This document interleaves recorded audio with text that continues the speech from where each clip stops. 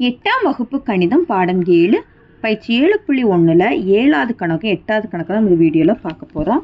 7வது கணக்கு இப்போ பாருங்கள், ஒவ்வொரு பிரிவிலும் எத்தனை வினாக்கள் இருக்குன்னு 5 வினாக்கள் இருக்குது. அந்த 5 வினாக்கள்லேயும் எத்தனை பிரிவுகள் இருக்குன்னா 3 பிரிவுகள் இருக்குது. எல்லாத்துக்குமே ஆன்சர் பண்ணணும் அப்படின்னா 5ஐயும் 3ஐயும் பெருக்குன்னா 15 வழிகள் கிடைக்கும். சரி, ஆன்சர் என்னன்னா 15 வழிகள். I3 15. 8வது கணக்கு, கொடுக்கப்பட்டுள்ள சுழல் சக்கரத்தினை இருமுறை சுழற்றும் போது கிடைக்கும் எண்களை கொண்டு 2 இலக்க எண்களை அமைத்தால் எத்தனை விதமான 2 இலக்க எண்களை அமைக்க முடியும்? இலக்கங்களை மறுமுறையும் பயன்படுத்த இயலாது. வந்த எண்ணை திரும்ப எழுதக்கூடாதுன்னு சொல்லியிருக்காங்க.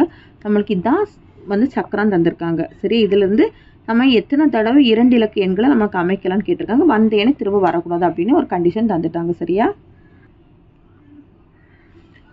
இப்போ பாருங்க, இதுதான் சுழல் அட்டை. நம்ம இங்கே 1லேருந்து 5 வரை போட்டிருக்கோம். இந்த பக்கம் 1லேருந்து 5 போட்டிருக்கோம். ஒன்றையும் போட்டால் 1 1, அடுத்ததில் 1 2, 1 3, 1 4, 1 5, இதில் 2 1, 2 2, 2 3, 2 4, 2 5, இதில் 3 1, 3 1, அடுத்து 3 2, 3 3, 3 4, 3 5, அடுத்ததில் 4 1, 4 2, 4 3, 4 4, 4 5, அடுத்து 5 1, 5 2, 5 3, 5 4, 5 5. இப்போ என்ன கண்டிஷன் சொல்லியிருக்காங்க? வந்த எண்ணை திரும்ப வரக்கூடாதுன்னு சொல்லிட்டாங்க. அப்படின்னா இது வரக்கூடாது, இது வரக்கூடாது, இது வரக்கூடாது, இது வரக்கூடாது, இது வரக்கூடாது.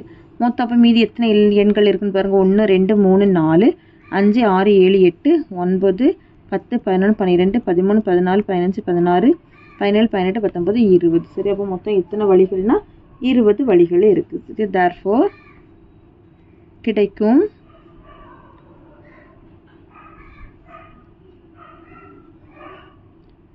இரண்டு இலக்க எண்கள்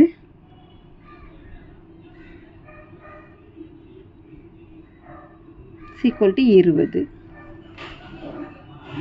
அவ்வளோதான் இந்த வீடியோ. தேங்க்யூ.